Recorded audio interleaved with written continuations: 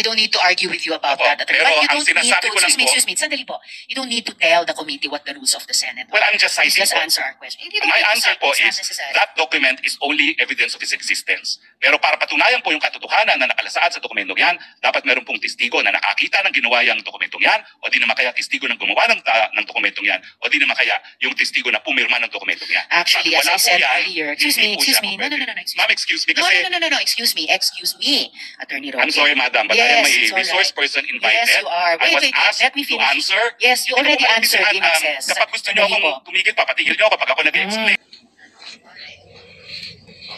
So, Attorney Roque, incorporator rin po kayo, si Ms. Myla Roque, at ang dating law partner nyo, incorporators po kayo sa Biancham, tama po ba? That is correct. Biancham is my family holding corporation. All right. It's part of our estate planning. All right. So, family holding corporation, part of your estate planning. And then, ngayon, ang email address po sa cover sheet ng Articles of Incorporation ng Biancham. Alright, so verbally i-redact ko na lang, hindi ko na lang babanggitin yung email address.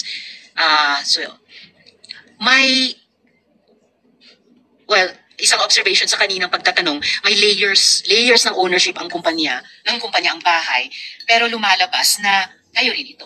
Well, I've never denied that, and that's why I said that I have an interest in that house. But it has to be emphasized na for purposes of search warrants, they have to specify the registered owner ng bahay.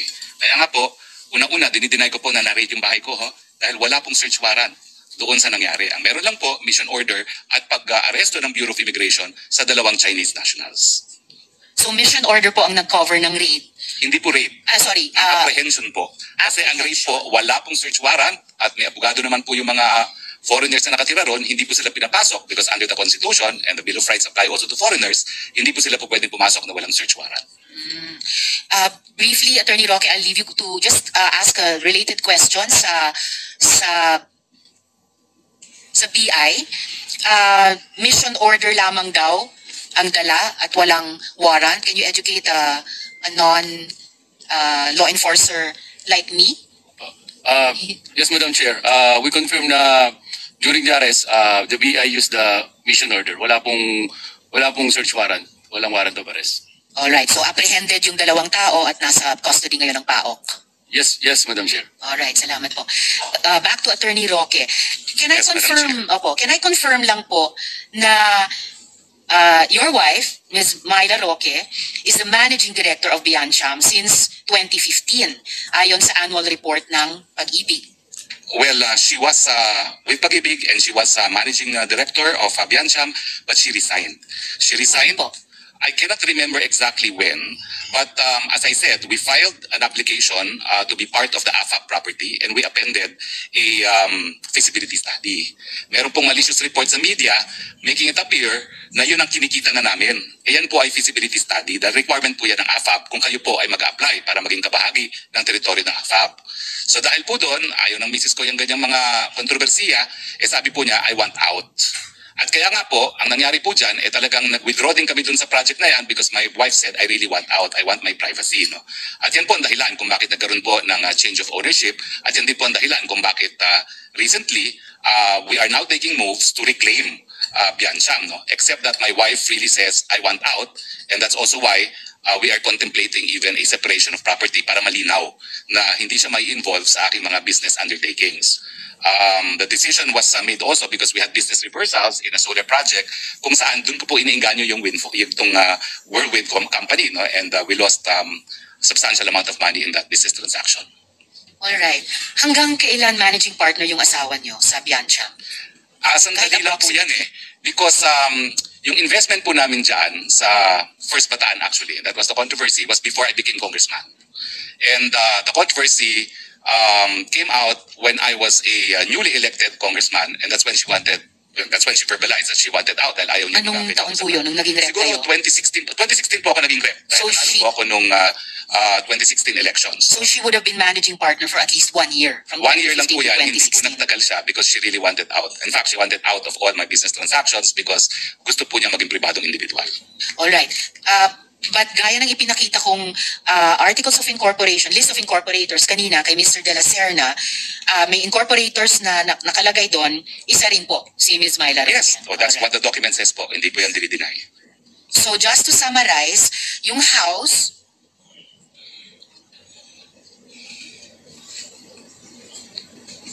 alright, okay, before I summarize, regarding yung pinaplano yung takeover sa Biancham, so ibig sabihin ba, bibilihin nyo yung shares ni AR? Bibilin De La Serna, bibilihin nyo yung shares ng ibang shareholders? Or kaninong shares or kani-kaninong shares ang bibili ninyo para ma-effect yung takeover? Ang share po ni R is 1 share. Ang tawag lang po dyan, qualifying. Kasi bago po naamindahan ng corporation code, kinakailangan meron 5 na directors at 5 incorporators. Ngayon po pwede na pong magkaroon ng one-man corporation. So kaya po yung mga nakalagay po dyan na 1 shareholder lamang, they are what is known as qualifying shares para makumpleto yung 5. Now, ang nangyari po kasi dyan is dahil we were also applying for an AFAP accreditation and at that time sa Kongreso po, nagkaring malaking issue yung pag-aari ni Congressman Florendo sa Tadeco, minabuti na rin po namin na lumabas muna doon sa investment sa Bataan. So nalugi po kami doon pero pinalik ang pera namin na wala namang bawas, na wala lang kami ng interest. So yun po ang dahilan kung bakit nagbago po yung shareholdings ng Biancham. No? Pero ngayon po, as we speak and even before this controversy, the papers are being drawn na babalik po ako. No? I'm going to repurchase the shares and I will register it soon. No? Dahil malinaw naman ang gusto mangyari ni Mrs. basta wala siyang kinalaman doon sa mga negosyo na pinapasok ko. So magiging malinaw ko ano yung sa kanya, ano yung sa akin at para ang isusugal ko lang, to quote her words, is yung sa akin lang at hindi niya isusugal yung sa kanya at sa pamilya.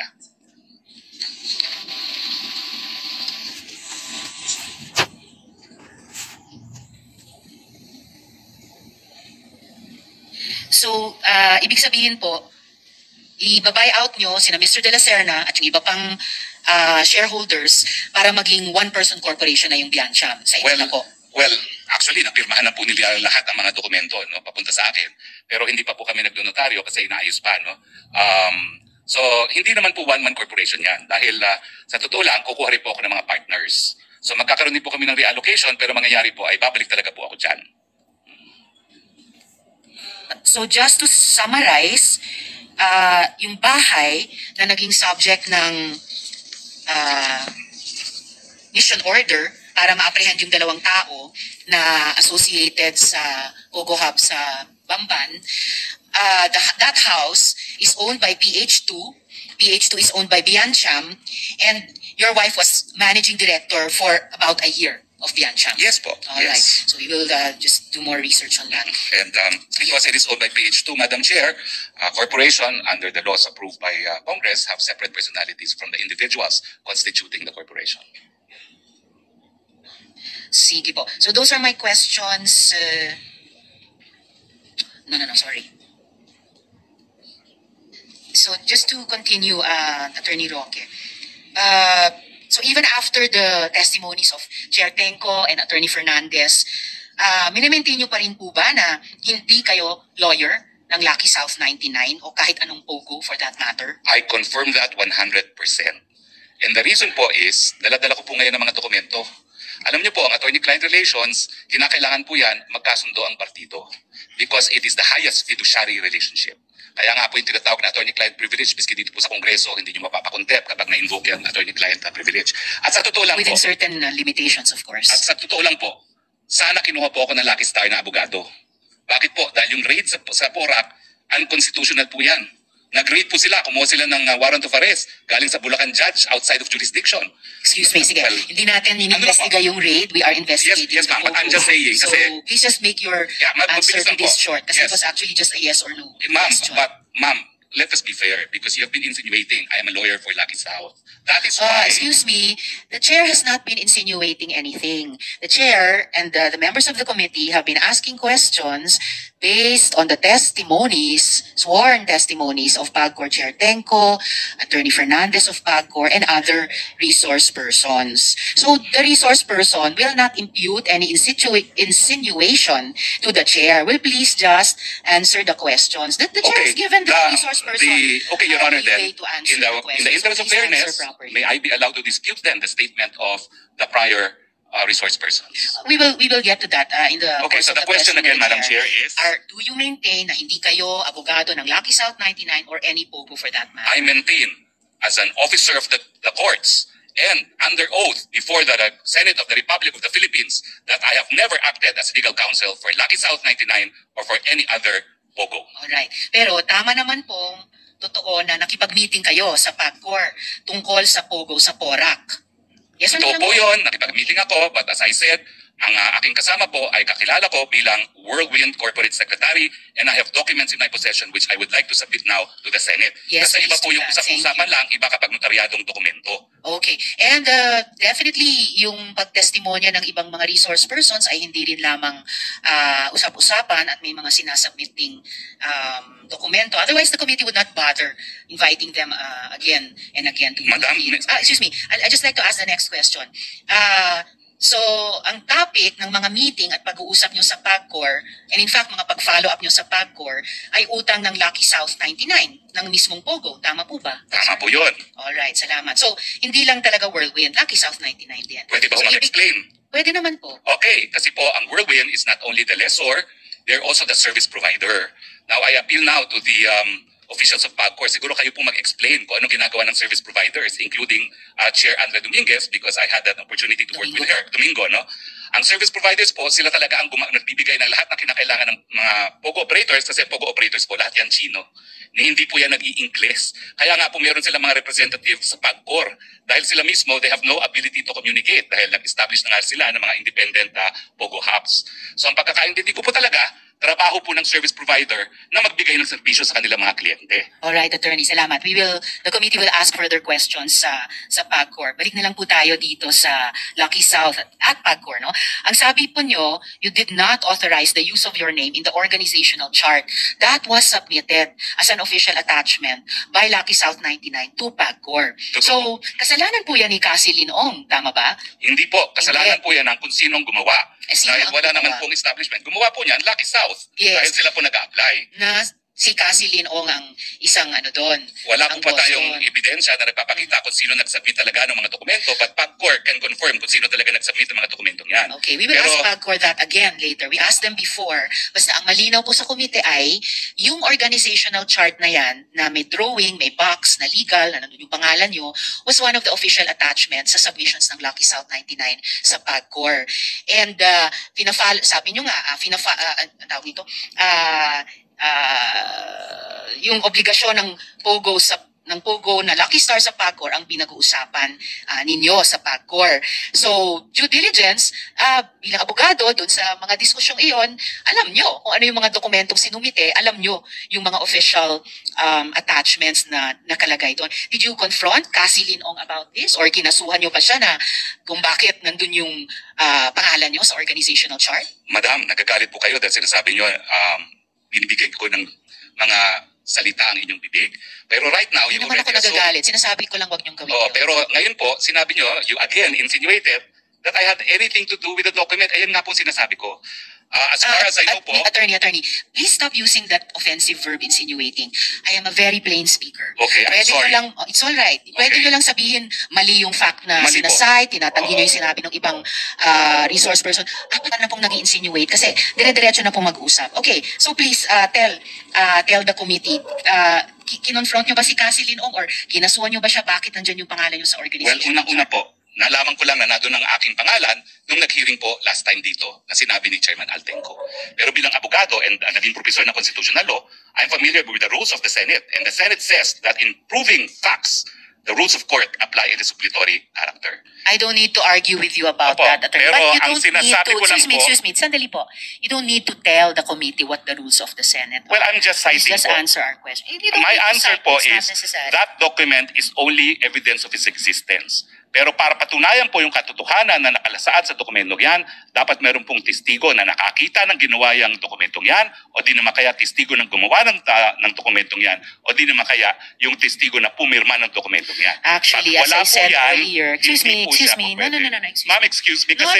No, excuse me, Attorney Roque. I'm sorry, madam, but I am a Yes, it's all resource right. person invited. Yes, you are. I was Wait. asked Let me to finish. answer. Yes, you Hindi ko po already answered maintindihan, in excess. Kapag gusto nyo Sandali akong po. tumigil, pinapatigil niyo ako pag ako nag-explain. I Yes. thought we were engaged in Attorney. the search for the truth. Oh, definitely we are. Attorney Roque, what I am saying, yes, and Sherwin. Attorney Roque, please be reminded to respect the chairperson. I'm very respectful, Madam Chair. Anong respectful na nagsasalita siya, sinasabayan mo siya. I apologize, Senator Gatchalian. One more, I and apologize. I will cite you in contempt. And if you disrespect the chairperson, we'll be compelled to cite you in contempt. I understand and I apologize. Mo naman sabayan siya, nagsasalita siya, siya ang chairperson. Okay, Your Honor. I understand. I apologize.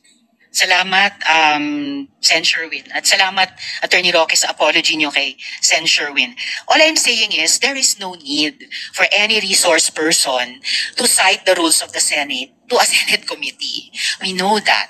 So please just answer the questions which are being asked of each resource person at length with an embarrassment of time para masagot nyo yung mga tanong. But please stick to the topics and do not lecture a Senate committee about the rules of the Senate committee. We know that. We correct ourselves kapag lumalabag kami doon. So, I suppose your answer is hindi kayo nagreklamo kay Cassie Leong at hindi nyo siya kinasuhan kung bakit nandun yung pangalan nyo sa chart. As I said, Madam, nalaman ko lang po yung pangalan ko nasa chart during the last hearing. Ang sinasabi ko po under oath as an officer of the court, hindi ko po inauthorize ang paglagay ng pangalan ko doon. Wala pong kinalaman sa paggawa ng dokumentong yan at wala pong kahit anong testimonya sa kahit sino na gumawa ng testimonya na nagsasabi na pumayag po ako. And I deny that under oath. Alright. And sa interview nyo naman po kina Ted Filon at DJ Chacha, inamin nyo, quote, dinulog sa akin yung problema ni Cassie yung nangyari sa Lucky South. So mula mismo sa bibig ninyo, interes ng mismong Pogo ang miniting at fina-follow up nyo o inaareglo sa PAGCOR. Kasi nga po, si Cassie ay service provider ng Lucky South. So gaya po ng sinagot din ni Dennis Cunanan, pag may problema ang Lucky South, tumatawag sila doon sa mga tao na tutulungan sila dahil hindi nga po nag-i-English yung mga yan. Okay. So but whether service provider o ano pa man, dinulog nyo yung problema ni Miss Cassie Leong at ng Lucky South na isang Pogo, idinulog nyo sa PAGCOR. Dinulog ko po dahil pinakiusapan po ako nung service provider. Dahil wala po akong kahit sinong kakilala sa Lucky South. Well, kilala nyo si Cassie Leong siya, Lucky South po siya. Ay hindi ko po siya kakilala as Lucky South dahil ito po mga dokumento nagpapakita na siya ay pumirma sa mga pleadings na ginawa ko nung ako po ay rinitain mga 2 weeks after that meeting para sa kasong ejectment. Kaya nga po paulit-ulit ako, hindi po nagtagal. Matapos yung meeting na yon, dinulog po sa akin itong mga kaso. At 3 kaso po yan at lahat po ito ngayon isusumitin ko sa ating komite na nagpapatunay po na ang aking kliyente sa mga kasong ito ay Will Win at ang pumirma po ay si Cassie Ong bilang Corporate Secretary. Madam, I'm now turning over these documents and this consists of number 1, ad cautela motion to quash or recall writ of execution filed before Branch 114 of the Regional Trial Court of Angeles City, omnibus motion for manifestation, entry of appearance, and second manifestation, remand of the case to MPC, filed before the Municipal Trial Court of Porac, Pampanga, both of which contain the filing with our consent by one Catherine Cassandra L. Ong, Corporate Secretary, Whirlwind Corporation. And of course, the third one is a petition for annulment of judgment with application for temporary restraining order and writ of preliminary injunction, docketed as CA GR number 18013, filed with the Court of Appeals, also bearing verification and consent signed by Cassandra L. Ong as Corporate Secretary of Whirlwind Corporation. Salamat, I Attorney. submit these Yes, documents to the COMSEC, paki-receive kay Attorney Corporate Roque. Secretary, Your Honor. To the Committee Secretary. Yes, thank you. I to the Committee Secretary. Yes. Speaking of Cassie Leong again, in contact po ba kayo sa kanya? Baka naman pwede niyong sabihan siya na mag-show up na dito. I will advise her to show up dahil kinakailangan talaga, especially to prove kung ano talaga yung reklamo niya kay Mr. Dennis Cunanan. Salamat. At kung nasa Singapore na siya, lapit lang naman mag-fly back.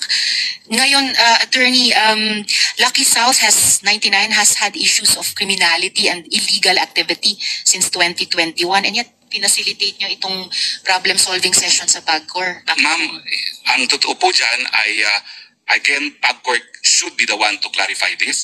Yung na-in trouble po dyan is a sub-licensee. Dahil tinanong ko po si Cassie dyan, yung panahon po na meron pang sub-licensee at mother's title po, o mother license ang Lucky South, ang na-in trouble po dyan ay hindi po doon sa Porac. Doon po siya sa Friendship Highway. So it is a Saan po yun? sub-licensee. Anong pangalan? Ang Friendship Highway po ay, it's also in Angeles City, no? Not in Porac anymore. Pero yan pong na-raid is not the Porac facility. It is a different location, a sub-licensee of Lucky Ano South. pong pangalan ng sub-licensee? Ay pareho naman po lahat yan eh. And the PAGCOR officials can confirm this. So it's also Lucky South 99? Well, because ginagamit po nila yung lisensya dahil nung unang panahon, allowed po ang mga sub-licensee at nandiyan naman po ang past and present leadership ng PAGCOR. Kaya hindi po naapektuhan ang operation ng Lucky South dahil na-establish naman na hindi po yung Lucky South na nag-ooperate sa Porac ang may pagkakasala dun sa raid na yon. Well, definitely the committee will get back to the current PAGCOR chair dahil napaka-unequivocal yung pagkasabi na Lucky South 99 mismo ang may problema. Okay, so attorney, so ayaw nyo mang amining, abogado kayo ng Pogo, malinaw na abogado naman kayo ng taga-areglo ng Pogo. O, Pwede bukod naman pa po dyan, yan. excuse me attorney, sandali po. Bukod pa dyan, ang pag-areglong ginawa nyo sa PAGCOR, nangyari noong 2023. Pero gaya ng nabanggit ko kanina, noong 2022 pa lang, ni-raid na ang Lucky South 99 dahil sa human trafficking. At hindi po isang sub-licensee ng Lucky South sa Friendship Highway o kahit saan pa man, but yung Lucky South dun sa Porac. Ito po ang tanong ko, sa kabila ng lahat ng yan, at kahit alam yung trabaho ng Whirlwind, na protektahan ang interes ng Pogong may track record ng kriminalidad, umayag pa rin kayong maging abogado nila. Tama po ba? Tama po yun kasi wala naman akong nalaman na merong raid noong 2021. Kasi na-meet ko na lang po sila tapos ng eleksyon. Na-meet ko na sila nung bumalik na ako sa aking private practice 2022 at hindi ko naman sinusubaybayan kung sino talaga yung mga na-raid ng 2021. At ang pagkakaalam ko po, sila ay Whirlwind kasi nga po 2 weeks after our meeting, lahat ng dokumento na pinirmahan nila kung saan nila ako retain as lawyer ay sa ngalan po ng Whirlwind. Again, fully documented po yan. So pero ang nasa likod ng isip ko kasi yung pagpulong nyo ni Cassie Leong ng Lucky South 99 sa PAGCOR. So,